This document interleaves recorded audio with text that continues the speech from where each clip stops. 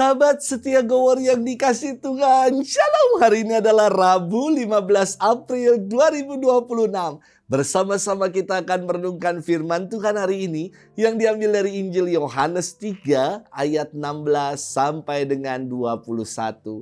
Kita siapkan hati kita. Haleluya, haleluya, haleluya.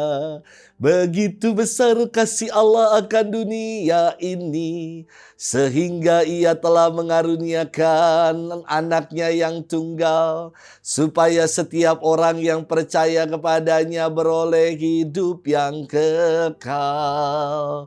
Haleluya, haleluya, haleluya. Tuhan bersamamu dan bersama rohmu. Inilah Injil suci menurut Yohanes. Dimuliakanlah Tuhan. Karena begitu besar kasih Allah akan dunia ini, sehingga ia telah mengaruniakan anaknya yang tunggal, supaya setiap orang yang percaya kepadanya tidak binasa, melainkan beroleh hidup yang kekal. Sebab Allah mengutus anaknya ke dalam dunia bukan untuk menghakimi dunia, melainkan untuk menyelamatkannya oleh Dia. Barang siapa percaya kepadanya, ia tidak akan dihukum. Barang siapa tidak percaya, ia telah berada di bawah hukuman, sebab ia tidak percaya dalam nama Anak Tunggal Allah. Dan inilah hukuman itu: terang telah datang ke dalam dunia, tetapi manusia lebih menyukai kegelapan daripada terang, sebab perbuatan-perbuatan mereka jahat.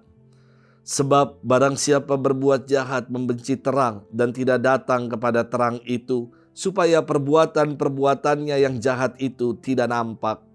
Tetapi barang siapa melakukan yang benar, ia datang kepada terang, supaya menjadi nyata bahwa perbuatan-perbuatannya dilakukan dalam Allah.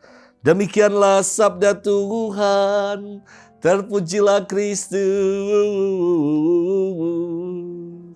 Sahabat setia Gowor yang dikasih Tuhan, Shalom.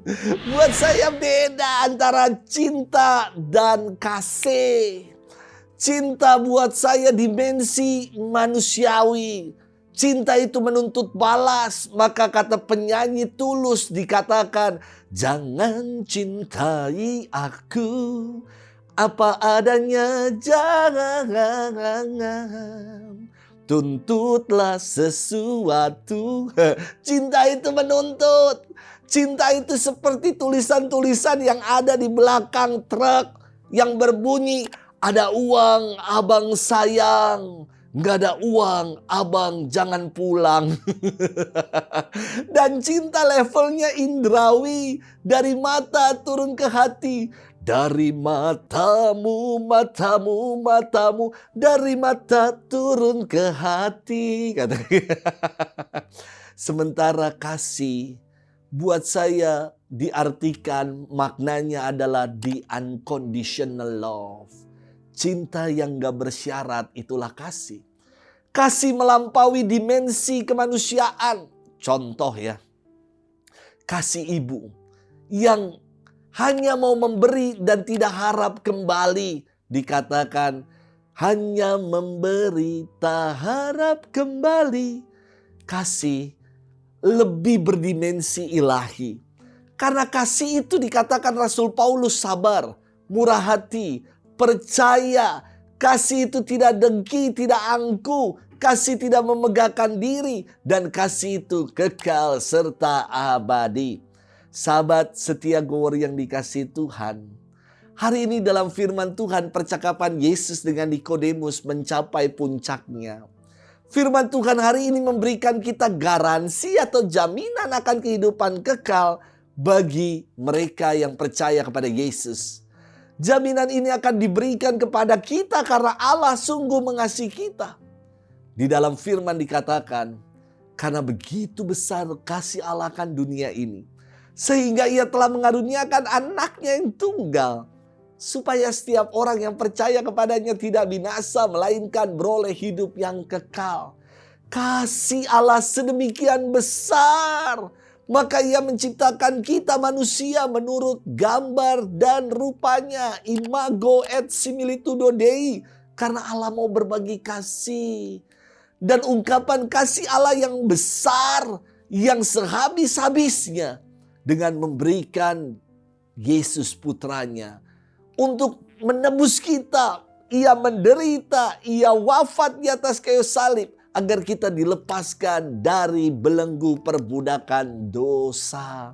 Sahabat setia Gower yang dikasihi Tuhan, jangan sia-siakan kasih Tuhan yang begitu besar. Dan jaminan bagi kita yang percaya adalah kehidupan kekal. Sebagai orang Katolik kita harus bangga. Bangga artinya bukan sombong, bukan tinggi hati, bukan angkuh, bukan pongah. Bangga adalah berbesar hati karena kita sungguh merasakan dikasihi Allah. Semoga kasih Allah sungguh menggerakkan kita untuk semakin mengasihinya dan semakin mengasihi sesama.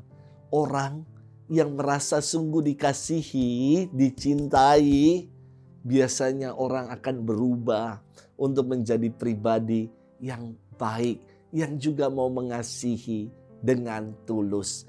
Sudahkah kita sungguh merasakan kasih Allah yang sungguh nyata dalam hidup kita?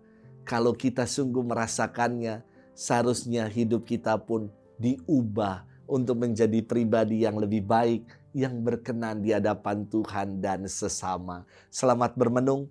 Tuhan memberkati kita semua, Bapa dan Putra dan Roh Kudus. Amin.